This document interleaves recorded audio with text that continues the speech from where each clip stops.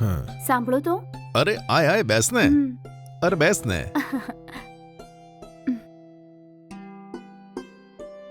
હમ. હમ.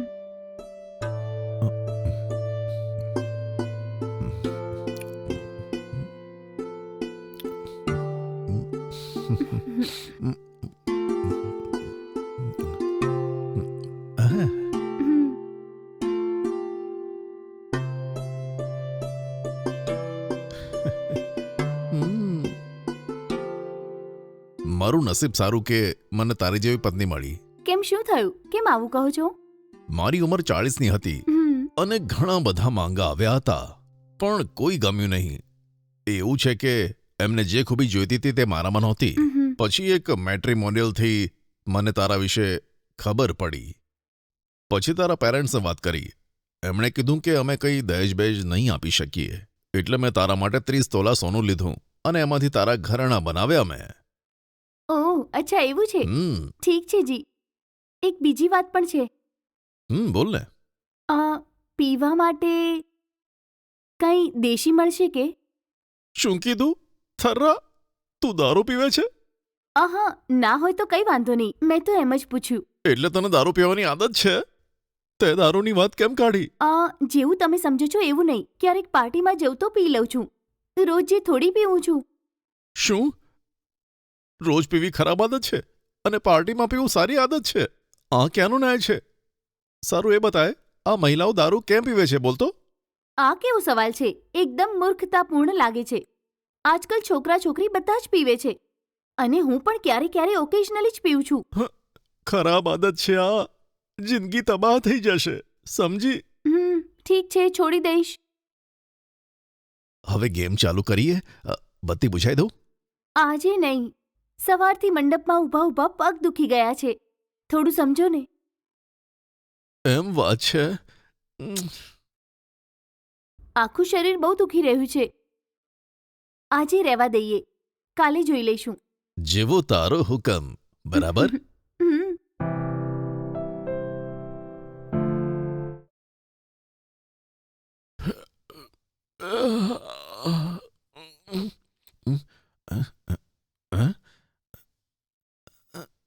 ક્યાં ગઈ હશે? ક્યાંય દેખાતી નથી. રૂકમણી, રૂકમણી મારી જાન, મારી જાન ક્યાં ગઈ હશે?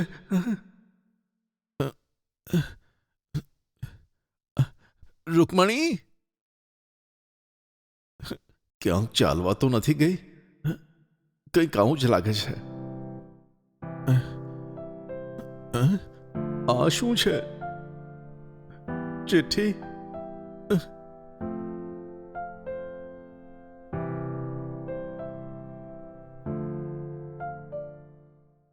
આની પહેલા મારા 7 વાર લગ્ન થઈ ચૂક્યા છે. લગ્ન કરવું મારા માટે કોઈ મોટી વાત નથી.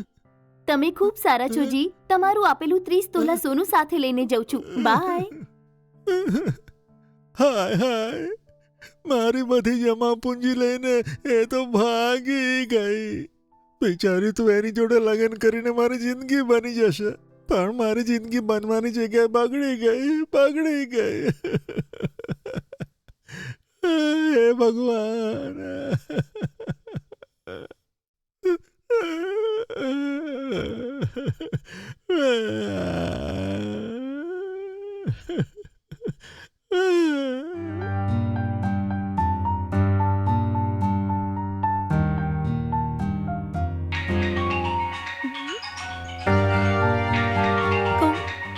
નવો નંબર લાગે છે. તારો વોટ્સએપ નંબર પર વિડિયો મોકલી છે, ઓપન કરીને જોઈ લે.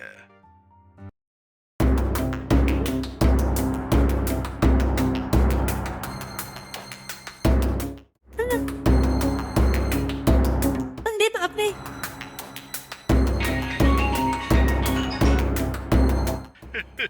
વિડિયો જોઈને કેવી લાગી?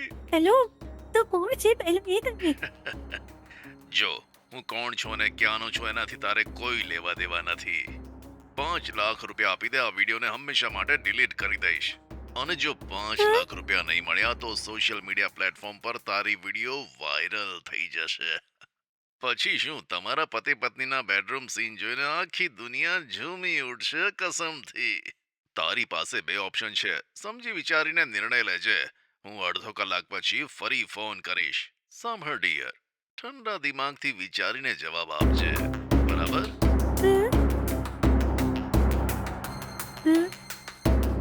હવે શું કરીશ?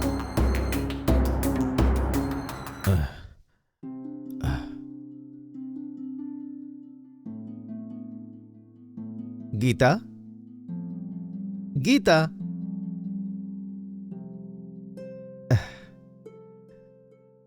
અરે શું થયું? કેમ આટલી દુખી લાગે છે?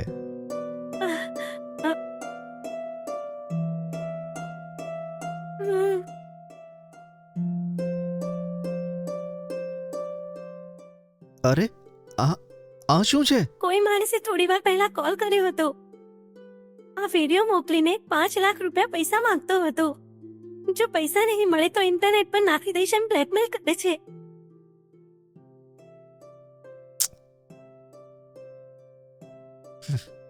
હવે આપણે શું કરીશું જી? શું થયું જી? આ વિડીયો વારે વારે કેમ જોઈ રહ્યા છો? આ વિડીયોને ક્યાં રેકોર્ડ કરી હતી એ તો જોવું પડશે ને, એટલે જોઈ રહ્યો છું. હવે ખબર પડી ગઈ કે આ ક્યાં રેકોર્ડ કરેલું છે. શું ખબર પડી તમને?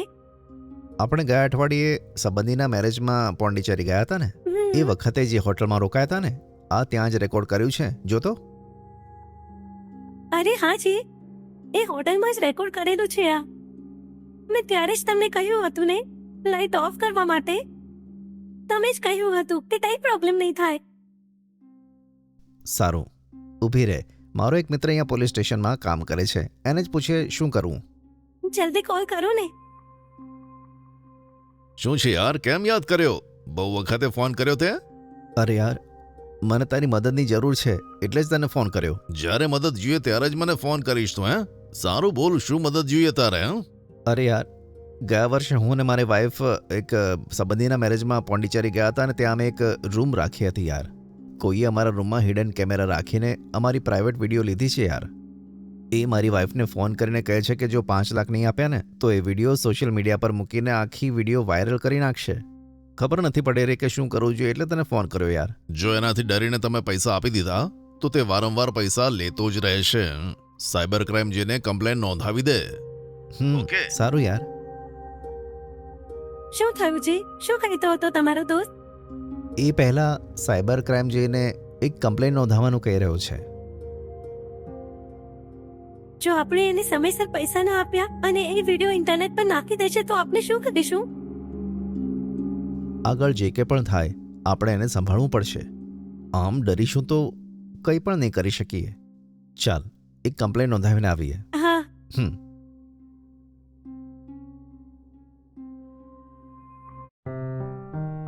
હા હા, કેટલો વધારે વરસાદ. હા.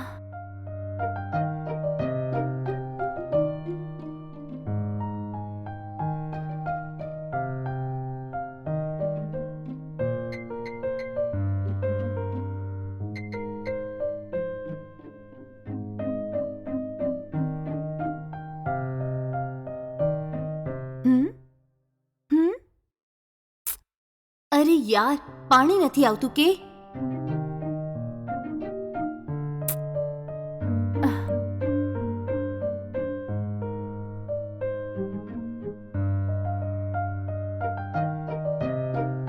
Hello, reception here. હેલો, હું રૂમ નંબર 101 થી બોલું છું. મારું નામ વંદના જી, છે. મેડમ. અહીંયા બાથરૂમમાં પાણી જ નથી આવતું. ઓ એવું છે? ખરેખર કહો છો? અરે સાચે જ તો કહું છું, બાથરૂમમાં પાણી નથી આવતું. ઓ એમ વાત છે. સારું મેડમ, પ્લમ્બર છે કે નહીં હું જરા ચેક કરું છું.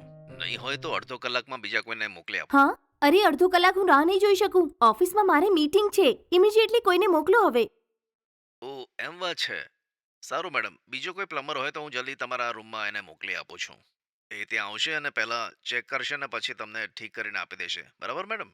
તમે ચિંતા ના કરો. Okay madam? હા, ઓકે. 2 મિનિટ રાહ હા, જોજો. ઓકે? ઓકે, થોડું જલ્દી મોકલજો. Okay madam, thank you. અરે યાર. મોડું પણ થાય છે. હમ?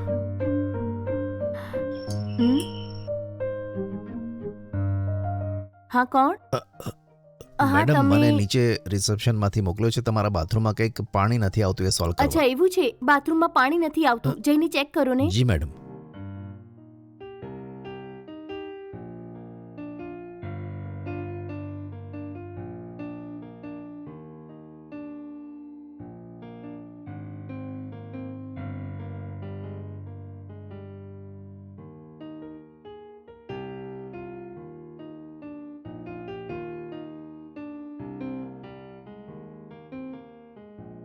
હમ? અરે બાપ રે, શું માલ છે યાર.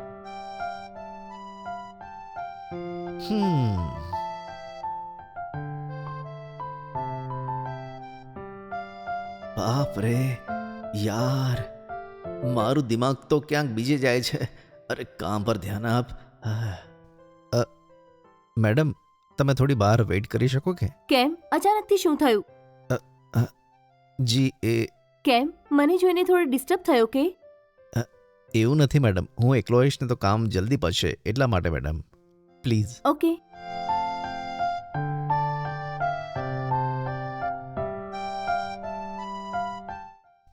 મેડમ, હમ? મેં ઠીક કર્યું છે, તમે એન્જોય લો. હા, ઓકે.